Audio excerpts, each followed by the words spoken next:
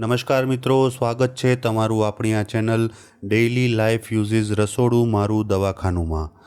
મિત્રો, આપણે આ ચેનલમાં હેલ્થ રિલેટેડ અવનવા વિડીયો બનાવતા હોઈએ છીએ જે આયુર્વેદિક ઉપર આધારિત હોય છે।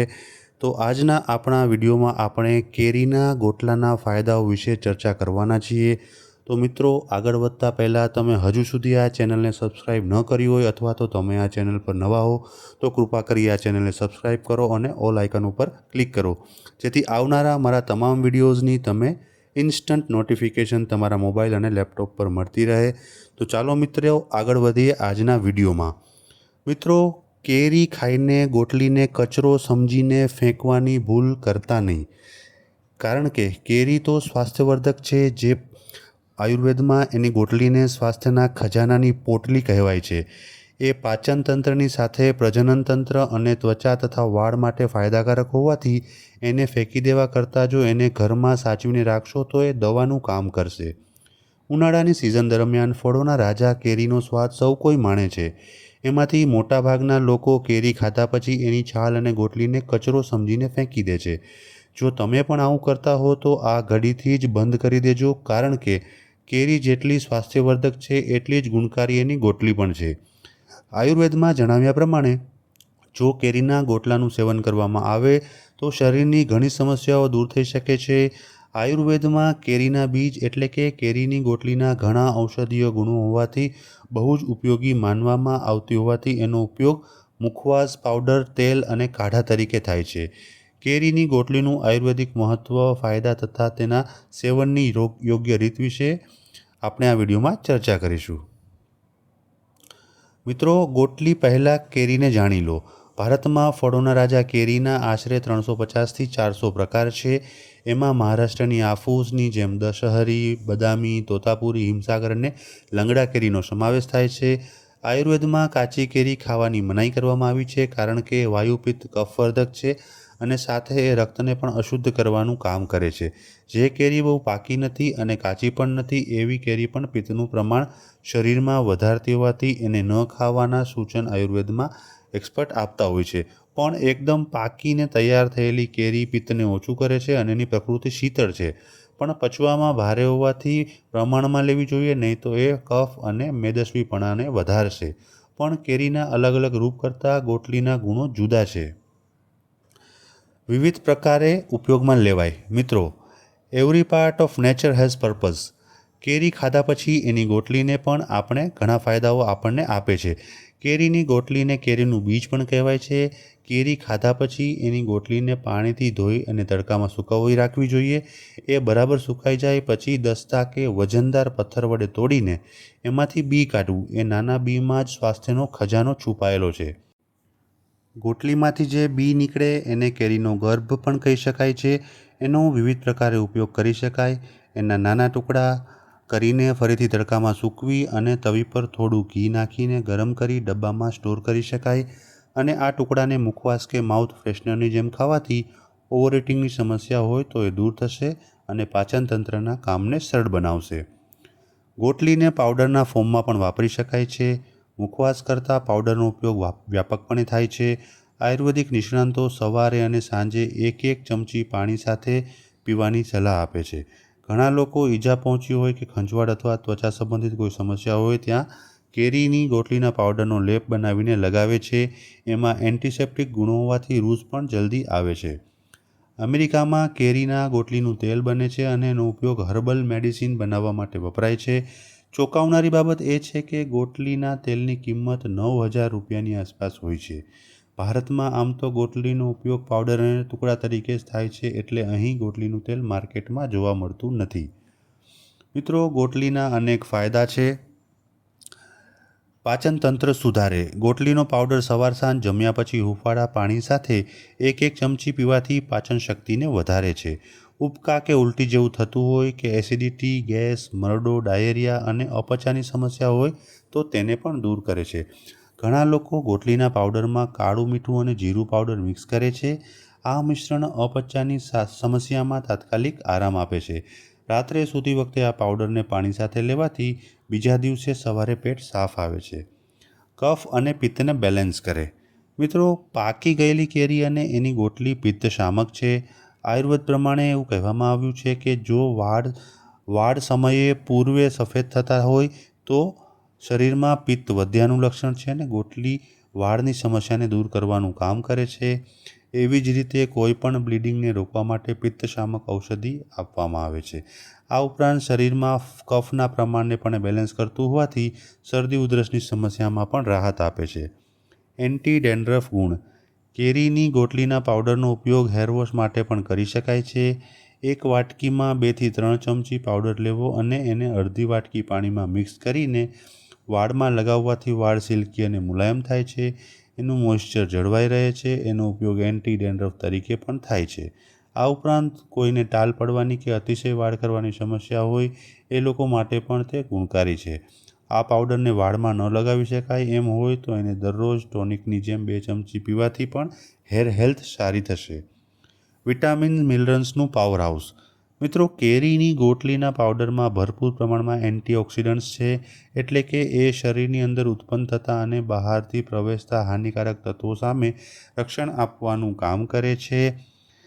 આ ઉપરાંત તેમાં પોટેશિયમ, મેગ્નેશિયમ, આયર્ન, કોપર અને ઝિંક જેવા મિનરલ્સની સાથે વિટામિન એ, સી અને ઈ જેવા વિટામિન્સ અને હેલ્ધી ફેટ હોવાથી એને કાજુ કરતાં પણ વધુ પોષક તત્વો ધરાવતી હોવાથી શરીરમાં ફેટ જમા થતી નથી અને કાર્ડિયોવેસ્ક્યુલર અને રેસ્પિરેટરી હેલ્થને ઇમ્પ્રૂવ કરે છે. એમાં રહેલા વિટામિન્સ રોગપ્રતિકારક શક્તિને વધુ મજબૂત બનાવે છે. એમાં એન્ટી ઇન્ફ્લેમેટરી ગુણ હોવાથી ઇન્ફ્લેમેશન એટલે કે શરીરમાં આંતરિક અને બાહ્ય સોજાને ઓછું કરે છે. ખાસ કરીને જેને આર્થરાઇટિસ હોય તેમના માટે ગોટલીનો પાવડર દવાનું કામ કરે છે. રક્ત પ્રવાહ સુધારે. પાકી કેરી ઉપયોગમાં લીધા બાદ ગોટલીમાં રહેલા ન્યુટ્રિયન્ટ્સ શરીરના રક્તને શુદ્ધ કરવાની સાથે એના પ્રવાહને સુધારે છે અને બધા જ ઓર્ગન્સ અને ટિશ્યુઝને ઓક્સિજન પૂરો પાડે છે. ગર્ભાવસ્થામાં ફાયદાકારક. મિત્રો, કેરીની ગોટલીને સ્ત્રીઓ માટે સર્વશ્રેષ્ઠ ગણવામાં આવે છે. ગર્ભવતી સ્ત્રીઓમાં આયર્નનું પ્રમાણ ઓછું થઈ જતું હોય છે.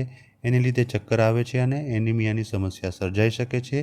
કેરીની ગોટલીમાં આયર્ન હોવાથી એના પ્રમાણને કોઈપણ પ્રકારની ગોળીથી વધારવા કરતાં કેરીની ગોટલીના પાવડરનું પાણી પીવામાં આવે તો નેચરલી વધારી શકાય છે. દંતમંજન તરીકે ઉપયોગ.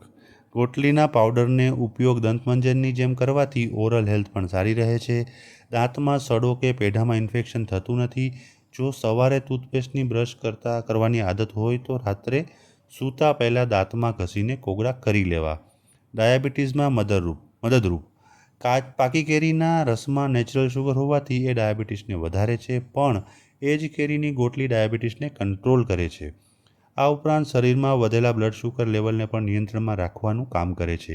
હાઈ બ્લડ પ્રેશર અને કોલેસ્ટેરોલના લેવલને પણ આંશિક રીતે નિયંત્રણમાં રાખવાનું કામ કરે છે. હાઈ બ્લડ પ્રેશર અને કોલેસ્ટેરોલના લેવલને પણ આંશિક રીતે નિયંત્રણમાં રાખવાનું કામ કરે છે. એટલે આ સમસ્યા માટે ફક્ત કેરીની ગોટલી ઉપર નિર્ભર રહેવું હિતાવહ નથી. પીરિયડના પેઇનને ઓછું કરે. મિત્રો, ગોટલીનો પાવડર પીરિયડ્સ પેઇનમાં બહુ ફાયદાકારક માનવામાં આવે છે.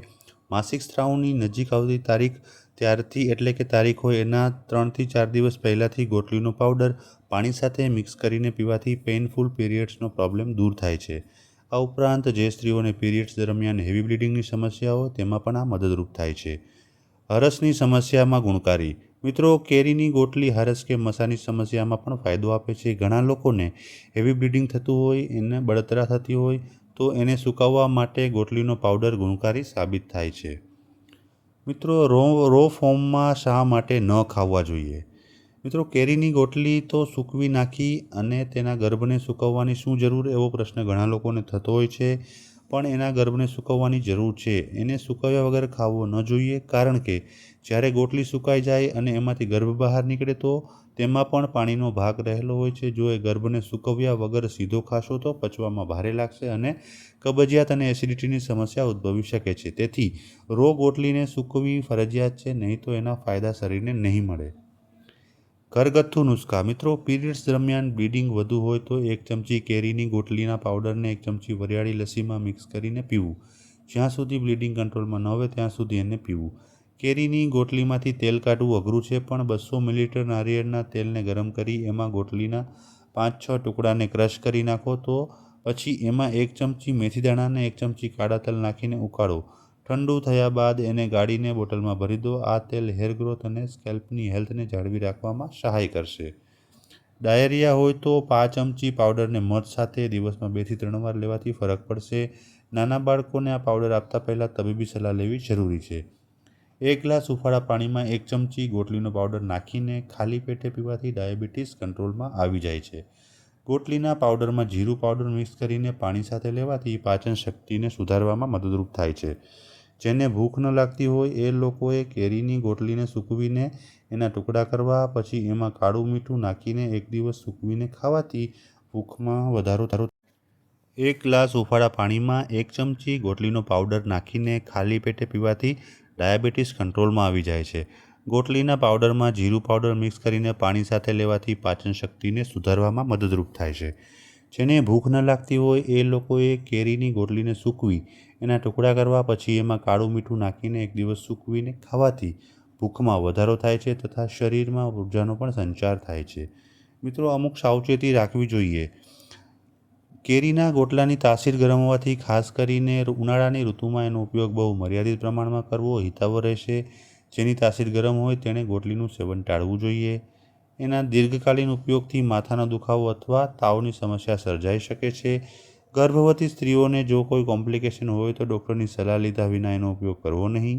વધુ પ્રમાણમાં એનું સેવન કરવાથી ભૂખ નથી લાગતી અને એસિડિટી થઈ જાય છે. મિત્રો, જો કોઈને ત્વચા સંબંધિત એલર્જી હોય અને આ સંજોગોમાં જો કેરીની ગોટલી ખાવામાં આવે તો ખંજવાળ, સોજા કે રેડનેસ જેવું એલર્જીક રિએક્શન થઈ શકે છે. તો મિત્રો, આશા રાખું છું કે આ વિડીયો જોયા પછી તમને કેરીના ગોટલાના મહત્ત્વના ફાયદાઓ વિશે માહિતી મળી હશે. મિત્રો, એક ખાસ વાત જણાવું કે દરેક ઉપાય દરેક વ્યક્તિને લાગુ પડે એ જરૂરી નથી અને મારી તમને સલાહ છે કે કોઈ પણ ઉપાય અજમાવતા પહેલાં તમારા ડૉક્ટરની એકવાર સલાહ ચોક્કસ લેવી જોઈએ. તો મિત્રો, જો વિડીયો તમને પસંદ આવ્યો હોય તો લાઈક કરો, કોમેન્ટ કરો અને તમારા પરિવારજનો અને મિત્રો સાથે શેર કરો. જો આગળ તમને નવા વિડીયો જોવા હોય તો આ ચેનલને સબસ્ક્રાઈબ કરી લો અને જોતા રહો. Thank you.